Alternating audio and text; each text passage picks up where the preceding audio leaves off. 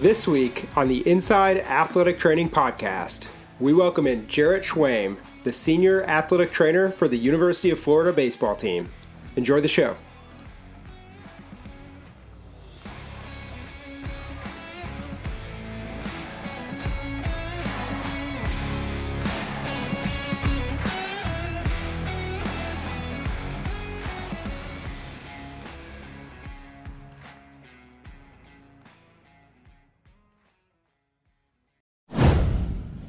All right, Jarrett, welcome to the Inside Athletic Training Podcast. I'm super excited to have you on for another episode. Look forward to sharing with our audience about your career as an athletic trainer in the profession and your role at the University of Florida. We'll get into that soon, but want to first give you some time to share with the listeners a bit about your background. So to get started today, let us know where you're from, kind of where you're into sports growing up, things like that, and how you found a passion for athletic training. Gotcha. Yeah, well, I appreciate you having me on. I see you do a lot of professional baseball athletic trainers and not as many college, so hopefully we can represent the college athletic trainers Absolutely. well with this. I grew up in St. Augustine, Florida, just south of Jacksonville, and had three older brothers. We kind of all were into sports growing up, a lot of basketball, soccer, a little bit of baseball. Baseball wasn't very popular in my hometown, at least within my friend group and stuff like that. But then came to UF as an athletic training student, but really I knew nothing about athletic training until my junior year in high school. I was actually at a basketball camp here and got elbowed in the mouth, got my lips stuck to my braces, and the athletic trainer at the time helped me get that out and taken care of, and then I started to learn about it and kind of developed a passion for it. Yeah, very familiar from a lot of our guests. There's some injury happening in high school, realizing, you're not cut out for the next level, learning, what the athletic trainers do, meeting them and realizing, hey, I can maybe stay in sports some way. So I think that's a familiar story for you there. Well, Jarrett, before we get into kind of the college baseball side of things and some really cool details about what you do every day, I want to talk about your education. Talk to us a bit about your time at the University of Florida for your undergrad, Ohio State for your master's degree. Just that experience, what it meant. A lot of our listeners out there are students who are working their way through college, so I'd love to hear kind of your take on your time at school. Yeah. So I went through the internship program. So I've been certified, I think, about 19 years now. And so at that time, had a really good clinical director and clinical coordinator, athletic training program director at the time, Eric Wickstrom and Keith Noggle, and they really made it a kind of an exciting profession to be in. Yeah. In my undergrad experience, at the time we got experience at high schools, we got experience at the Athletic Association here. So I did some stuff, observation hours as a sophomore with football team, and then got in the program, went through a high school, worked with intramural sports, and then my senior year did a rotation with men's basketball. And I mean, I was really fortunate early in my career. That was the first year they won a championship, and it was really inspirational. And you see how good things are, and then 19 years later, haven't won another national championship, and you've kind of gone through a grind. But I think that experience really opened me up to what college athletics were all about, and what success looks like. And all of us go through an undergrad program, and we're taught skills, and here's how you evaluate a shoulder, here's how you evaluate a knee. Mm-hmm. But really understanding the whole process from initial injury to full return, and what that looks like from a physical standpoint, from a mental standpoint, and what that process is. Mm-hmm. And sometimes we work forward, but sometimes we work backwards, and figuring out what the end goal is and figuring out how to get there is really important. And I've had a couple of really good mentors, especially early on with basketball. Duke Warner, he worked baseball here for about 13 years and then has been basketball for about 17, and he's taken over as sport administration for basketball as well, and he oversees athletic training, strength and conditioning, nutrition, mental health as well. And so that was an unbelievable experience in undergrad. And then I did a year internship the following year with men's basketball and tennis here as well. And right in between that, I did a summer internship with the Buffalo Bills. And at the time, one of their athletic trainers named Sean Gibson, who's with the New Orleans Saints now. He's been there for about 5 years, but Hmm. he's been one of my mentors as well. I'd say Duke and Sean are probably my two biggest mentors I've had, athletic training wise, and just people that gave you an opportunity, invested in you as a person, Sure. and then kind of made the profession a little bit more exciting. And you see it from a different perspective. You get a clinical perspective, and then you get kind of a real world perspective. Yeah, I think that's an important point that a lot of our guests have made. The clinical, the anatomy, learning that in the textbooks, but getting a feel for how things actually work when you're on the job. A lot of our guests have just explained it as kind of having a feel for what's going on in the training room and with your athletes. So definitely makes sense there.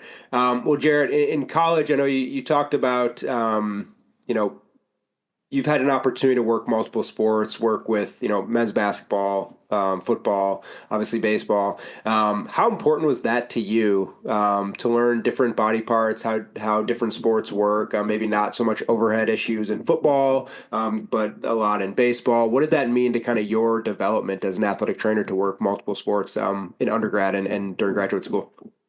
Yeah, so I spent my first 6 years certified working with football, and a little bit of men's tennis at the time. But I knew that in my mind, if I could work football, I could probably work about any sport. And what you learn in football, one, you get to work with a group of people, 4 or 5 athletic trainers, and so you're going through the grind together. But also, you have independence, but if there's a problem, you can always shoot ideas off of 3 or 4 other people, and so you feel like you have a big support system. Um, and then once you get out on your own and you're working basketball by yourself or baseball by yourself, then you don't have that small group and you have to rely on those skills. But also working football, you kind of realize what the human body can go through. And football is it's not a contact sport, it's a collision sport. And what those guys can go through with their bodies, and they're playing a game Saturday, they're getting beat up, and we're practicing Tuesday, Wednesday, Thursday leading into the game.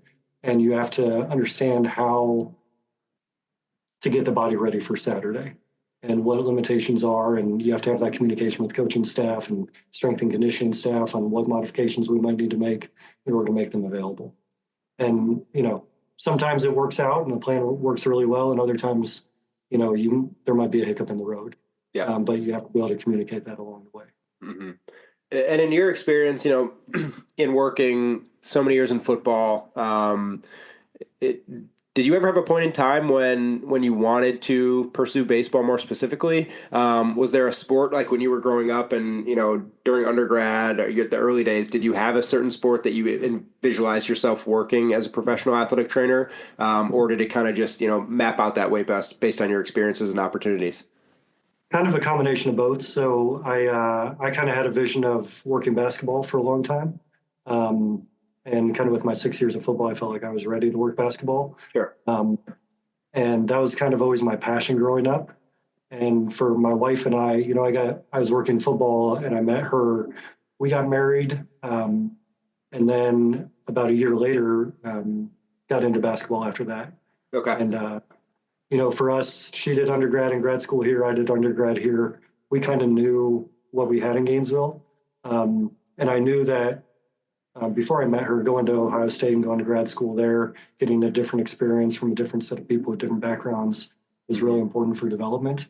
And I had good mentors at the time that also kind of encouraged that as well. But understanding that, I came back to Florida and on my interview, they asked me, "What's your 5-year plan?" And your 5-year plan changes every couple of years. Sure. And so, I had this vision in my head professionally of working basketball, maybe at the professional level or in college.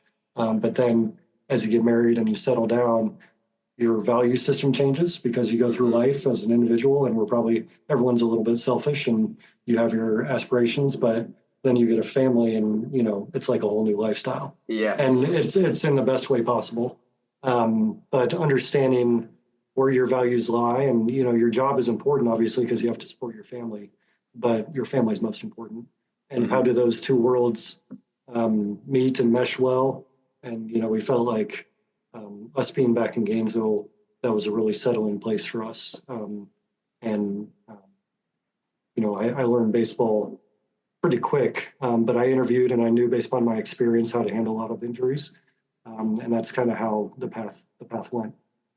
And I do want to shift gears and kind of get into more of details about your career path. And we talked about a couple stops there.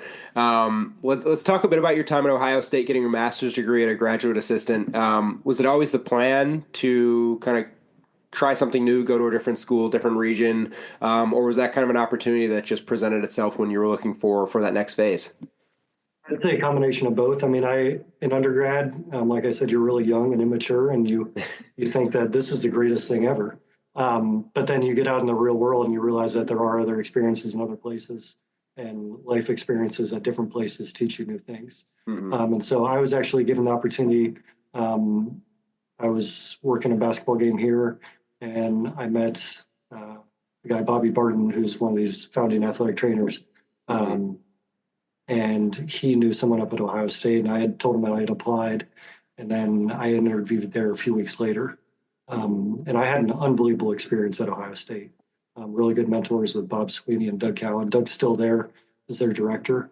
And, as we had a really good coaching staff too, and we're really understanding of athletic trainers and our job. And, our starting linebacker could be out, and they say, okay, just let us know when he's ready. And, they had that blind trust that, they were going to be ready when we let them know they were ready.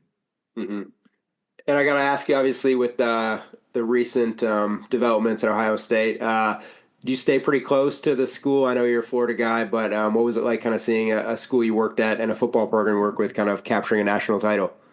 Yeah, I got to say I'm a Florida guy.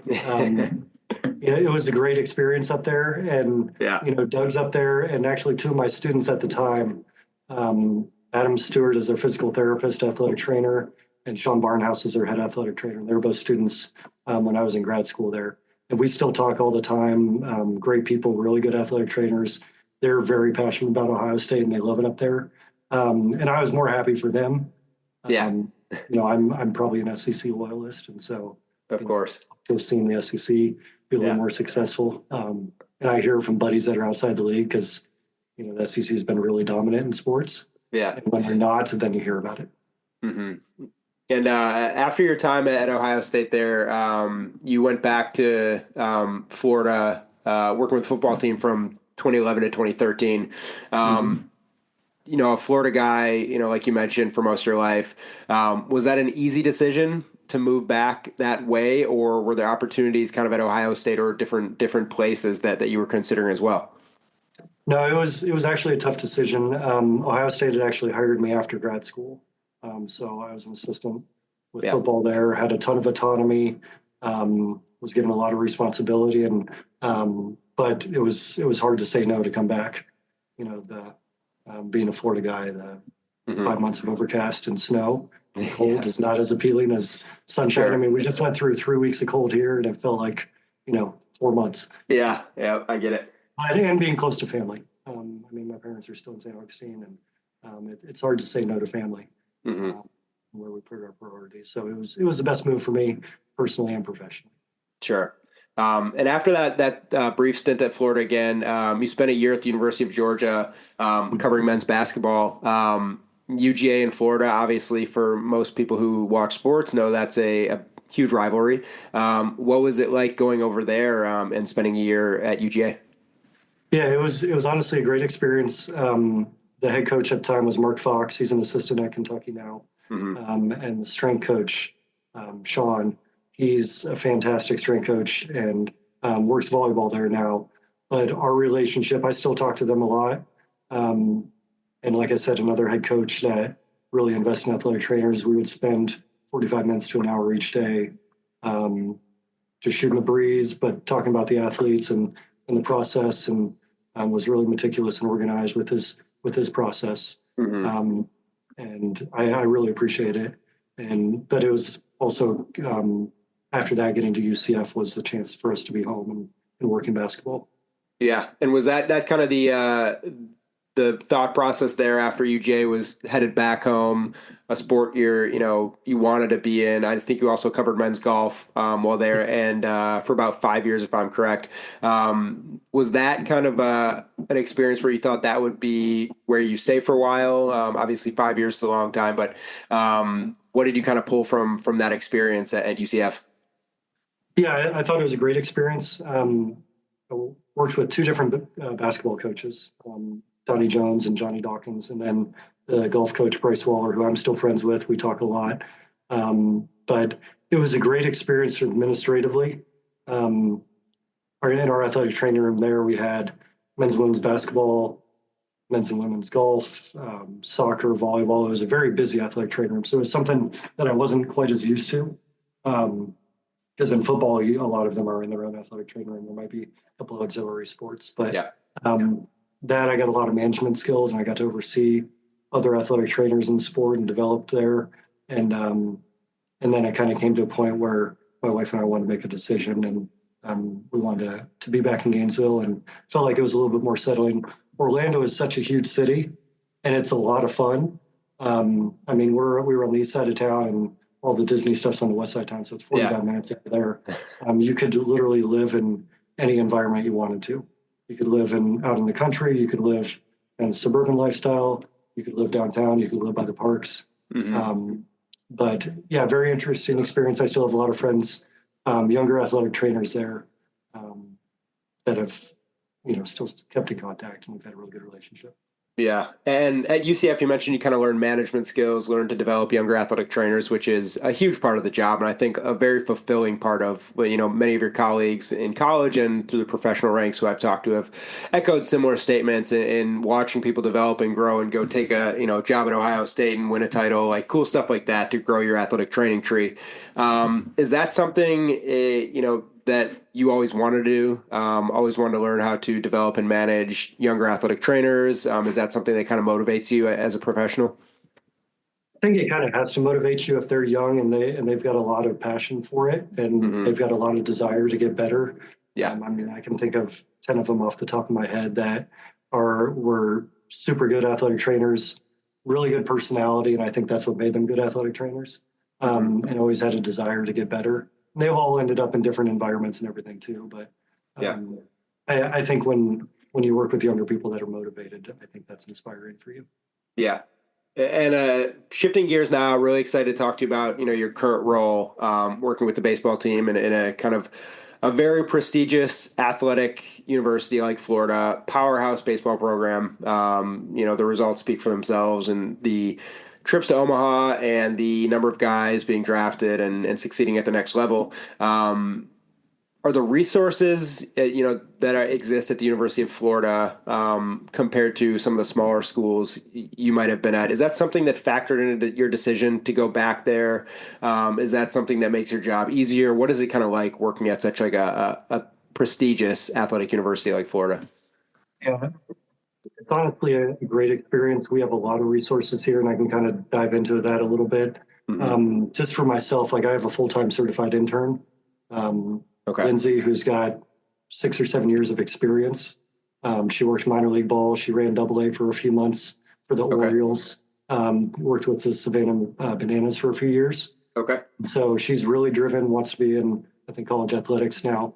But I've had a group of really good interns here. But having a full-time certified intern with how we're structured and how we lift and how we work out is really helpful. So us and softball work out at the same time in the morning. And we have a softball athletic trainer, Kaylin, and she has a full-time certified as well intern. And so Lindsay will cover Monday and Friday lifts for us in softball, and Kaylin and her intern will cover Tuesday, Thursday, and I'll cover our runs on Wednesday. And so we're not waking up at 6 a.m. and working all day every day. Sure. So our administration has done a really good job. That position is kind of transferred because it used to be an intern that was split between softball and baseball. Okay. I think we have 6 interns across athletics between football and basketballs, track, cross country, volleyball, and spirit. Excuse me. And so we're given those resources, and I think we have, once it's 30 certified athletic trainers within athletics here in the athletic department. So that's fantastic. And, talking about the college atmosphere, we have a lot of people that we work with every day. Yeah. And you kind of have to understand what their jobs are and how they contribute to the whole process. Mm-hmm. And so on a day-to-day basis, I'll work with our physical therapist, our academic advisor, orthopedic surgeon, their nurses or PAs, our primary care physicians, our intern athletic trainers. We'll obviously work with the athletes every day. Yeah. Equipment guys, strength coaches, parents, and that's 10 people right there. Yeah. Along with administrators or whoever else. And so it really you have to have a good relationship with them because we are all one group and the ship's trying to move all in the same direction. Yeah. But our administration has put us in that position to be able to have a lot of resources. And you can see that this is one of my favorite athletic training rooms I've worked in because we have natural daylight coming in. Mm-hmm. We've got a citrus farm across the street that they do research in with the university. But for all athletic trainers out there, anyone that has natural daylight coming in their training room is very blessed. No, I agree. In my time as a college athlete, I remember being in kind of like a dungeon, no windows, just tables and equipment and stuff like that. So I think everyone can relate to that. One thing that I find interesting is, for any baseball fan out there, the University of Florida, like I said before, prestigious program. To share a couple stats here: 16 SEC championships, 14 trips to the College World Series. So many players at the next level, including last year, a trip to Omaha as well. Jarrett, do you find kind of added pressure as an athletic training staff I know you're not on the field, you're not in control of the outcome of the game, but just to, improve, progress, grow, be better just because of the prestigious, outlook from the team and the history there? Yeah, I mean, obviously the records kind of speak for themselves and what's always done here is pretty unbelievable. Yep. And it happens year in and year out. And that doesn't come without hard work. And I think as an athletic trainer, anyone that's in it is passionate about their team and who they're working with. I would say I'm just as passionate about this as I was working with tennis or with golf. Sure. But there's a certain expectation. You have to kind of hold yourself to a high standard to not be caught in the routine. And we're always trying to get better. But as you grow, you kind of learn how to be a better manager of healthcare and understand our resources. So we can take a post-surgery guy and we can send them with our physical therapist 2 or 3 days a week. And then they know their routine and they're coming in here on the days they're not with them and they're getting their work in. And there's an expectation to work hard. But, the better teams I've worked with, just because their record's better, doesn't mean that it's easier. If you're good, there's pressure. If you're bad, there's pressure. Yeah. It's one way or the other because, the best players have to play in order for you to be successful. Sure. And when there's player-led leadership, that's when the teams are at their best. And guys hold each other accountable and laziness is not really an option. And so when you have athletes that are really trying hard and they're bought in and they have a good relationship with each other, they can hold each other accountable. Just as we try and hold ourselves accountable. I hold our intern accountable. She holds me accountable. But we're always shooting ideas off each other. And like you said, we're always trying to improve. And one area that we've really tried to work at this last year is, our data analytics. And so it's interesting in sports, especially baseball has all of this analytics from a pitching standpoint, from a hitting standpoint, and the coaches use that to make decisions. Now, when you walk up there and you say, hey, we've got these data points here, then sometimes they look at you like you have 3 eyes, right? But what we've done is we've started to involve coaches with meetings on that.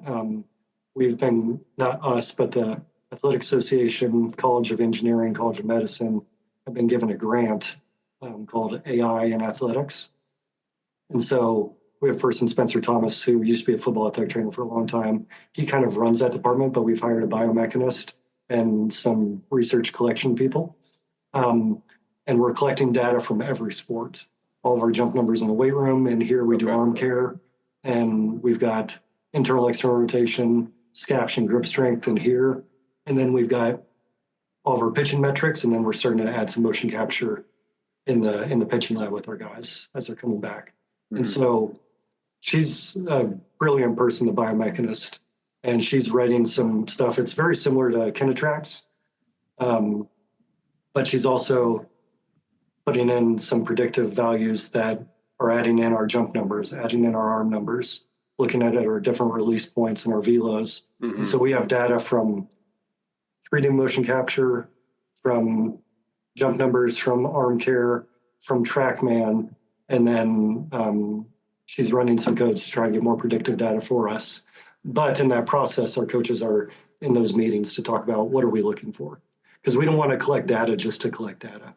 Yeah, I've got books and books and books of data that we've done in years past, but what are we really taking from that?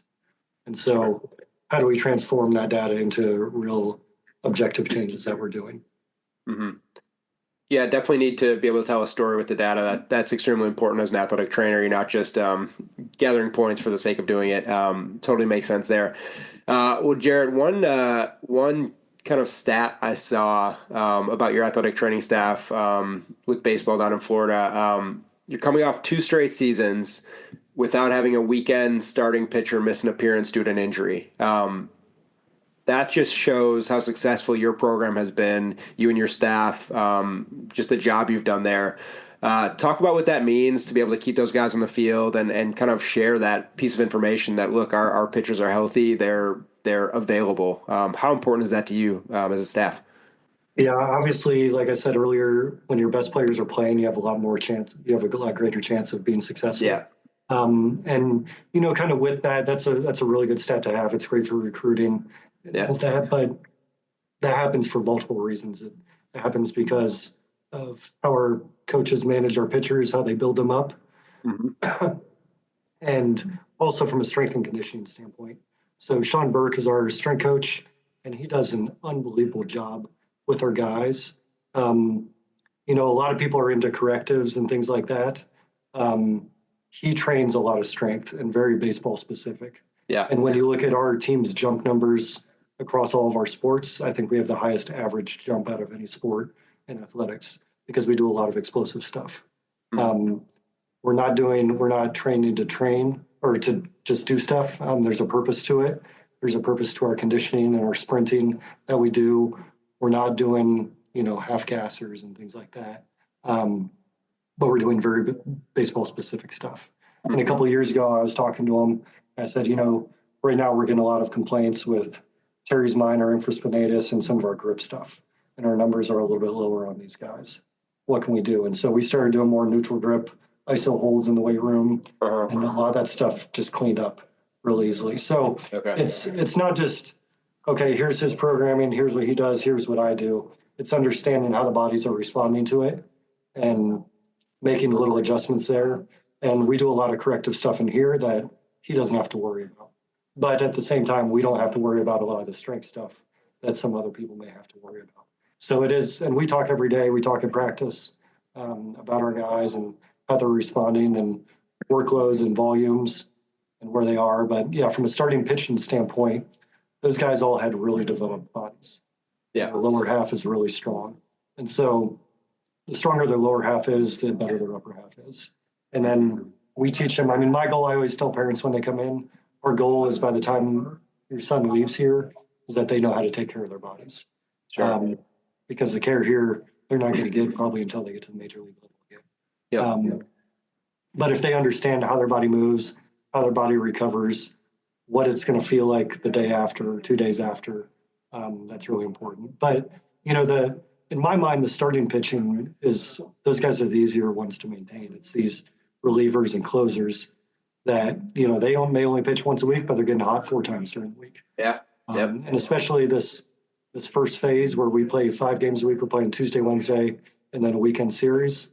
And we're doing that for 3 or 4 straight weeks. And then we get into league play and it backs down to 4 games a week.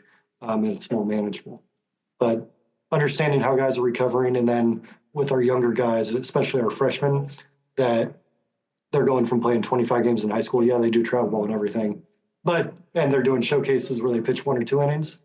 How to keep weight on their body and going into season probably a little bit heavier, and knowing that they're going to lose stuff, especially if they're an everyday guy. But these guys, their bodies just have to develop, and I think over the summer we added 11 pounds on average to our freshmen when they came in. Wow. But that also has to do with our nutrition program and the availability we have at our dining hall here. What a lot of parents say is that our strength program and our dining hall make a huge difference compared to a lot of other programs. Yeah, no question about that. Resources are huge in terms of just player health and wellness and everything like that. Well, Jarrett, another kind of interesting point you made was you want these men and women who you work with to be able to take care of their bodies after they move on from you. I'm sure you track and monitor and stay in touch with athletes who have moved on to the next level. I recently saw Florida baseball has had at least 4 players selected in the MLB draft, 15 or 16 straight seasons. Do you keep in touch with those players? Some of them you're obviously closer than others. Do they come back to you with questions or advice during early years of their career, or how an athletic trainer might be working with them compared to what you did with them? What's that ongoing relationship with players as they move on from working with you? Yeah, that's a really good question. And, these guys, obviously it's built upon a relationship that we have. And I will get guys that contact me and they'll say, hey, I'm doing that. And I'll ask them too, say, hey, what are you doing arm care wise? And they'll say, a lot of the teams say, we like your routine and just kind of keep up what you're doing, maintain your stuff. And we try and give guys as much structure as possible while they're here. And so they carry that on.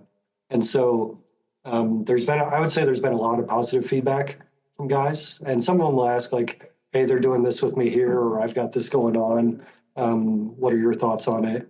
And I'll give them my 2 cents, but as we talk about here, we talk about communication with them. Yeah. And there shouldn't be any surprises with it. We should know kind of how a guy's body is, especially in season. And also understanding like college athletics is so interesting and so different than professional baseball because through minor leagues, it's all developmental, right? And that's what I hear, development Yep. until you get good enough to get up to that level. Here we go through many spurts of development. And so our freshmen will come in June and they will lift and we basically teach them arm care and how to take care of their body. And this is what a foam roll is. This is proper technique for foam roll. This is how you're supposed to activate your scap.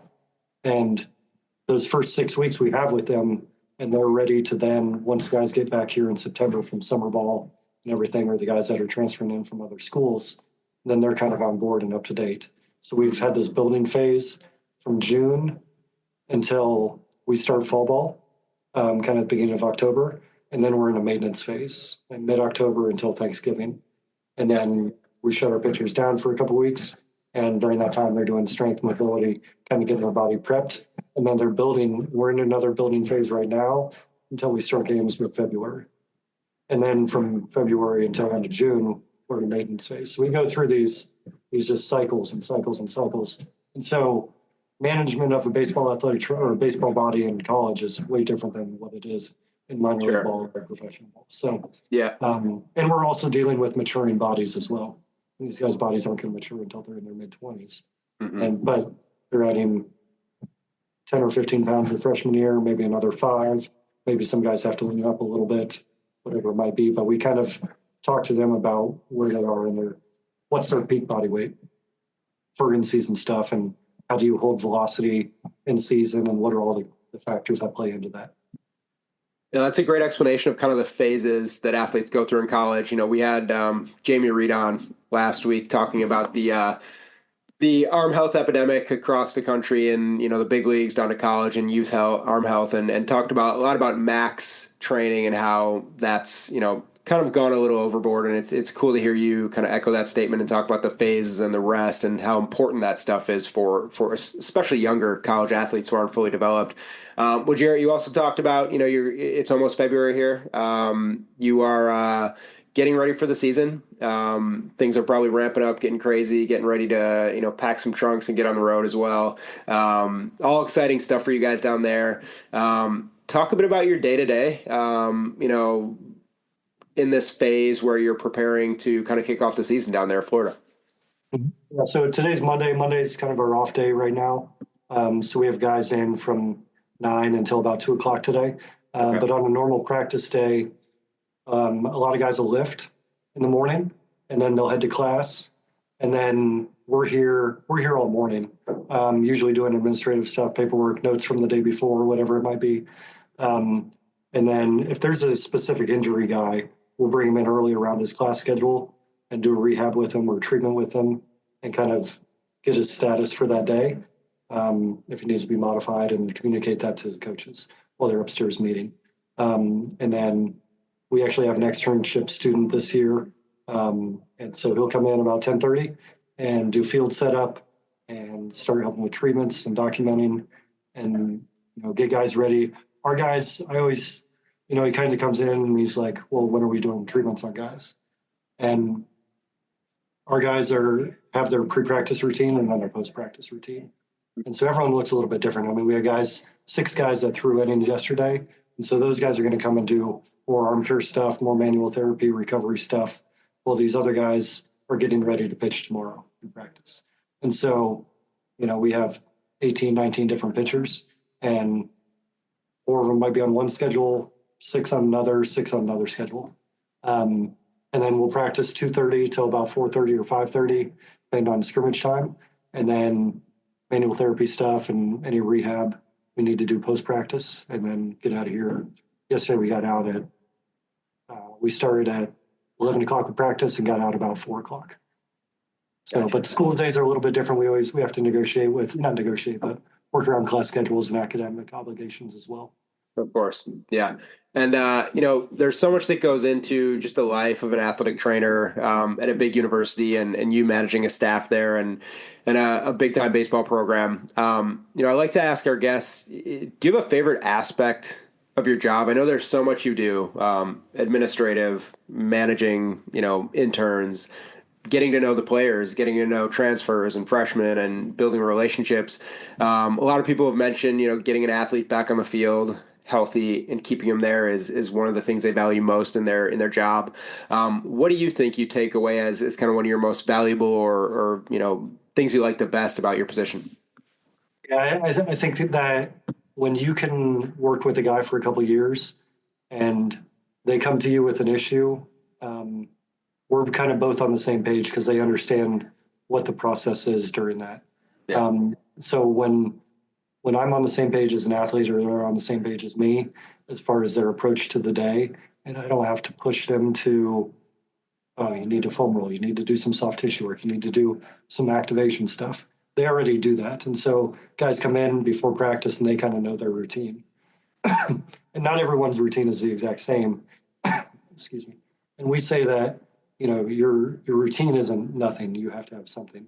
But like I said, no one's routine is the same, but there's a lot of foundational principles that we have with soft tissue stuff and strength and mobility, activation, hydration, what they're eating, what their body weight is. All those things play a factor into it, and also how they're recovering. So I would say that our relationship where I can talk to a guy about life and we can talk about their body in the same conversation, that's when and then when guys come back to you and they just want to have conversations with you that have already left here.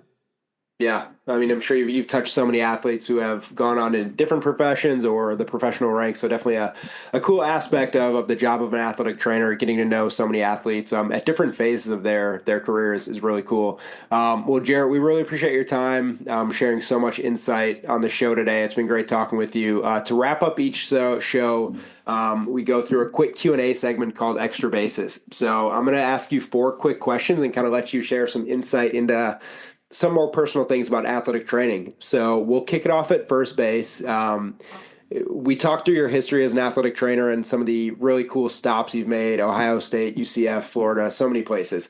Do you have a favorite athletic training room that you've worked in across the college setting? I can't say that there's actually a favorite one. I have relationships from every single one I was in. Sure. I mean, from a daylight standpoint, like I said earlier, this is fantastic and have a ton of autonomy, which is great, and a lot of support. So a good balance of that, I think, is what people look for. You want to know that if you have a problem, that you can go to your supervisor or your sport administrator and say, hey, this is an issue. Here's the reason why it's an issue. Here's kind of my plan for it, or what are your thoughts? So when you have support at the upper level, that's when you feel a lot more comfortable in your job. It's when you don't have that support that you're like, what am I doing? Yeah. Or what are we doing? Sure. Moving on to second base, you've probably been in some of the coolest SEC baseball stadiums, other conferences as well, obviously. Do you have a favorite stadium to watch a game from the dugout? I mean, Omaha is the best place to watch a game from the dugout for sure. Of course. I really do, and I am biased, but our stadium is really good. This opened up. We're coming up on year 5 now, and never heard a complaint from anyone as far as the game day atmosphere here. It's got a 360-degree concourse. The kids can go play on the turf, so parents don't feel like, and there's a lot of shade too. Parents don't feel like they're struggling. From a game day atmosphere, Mississippi State's really good. Okay. It's a beautiful stadium. The fans are respectful. We swept them a couple of years back, and then after we won the series, they brought us all sorts of barbecue and everything. And they were really nice. But there's some places where they're not as cordial, but that's okay. Sure. Yeah, we've had a couple other college athletic trainers from big programs on it. I think Mississippi State's been mentioned quite a few times. So for anyone that hasn't seen that, it's definitely a must-see place. Well, Jarrett, moving on to third base here. Campus life is really cool. You get to see so many different cities. Do you have a favorite college campus that you've been to through your travels in athletic training? It's interesting. So working at UCF, we would go to a lot of big cities. So like we'd play Temple. And so you go to these big cities that have a lot of history, like Philadelphia, and be able to walk around there. And they're so different than the college campuses, right?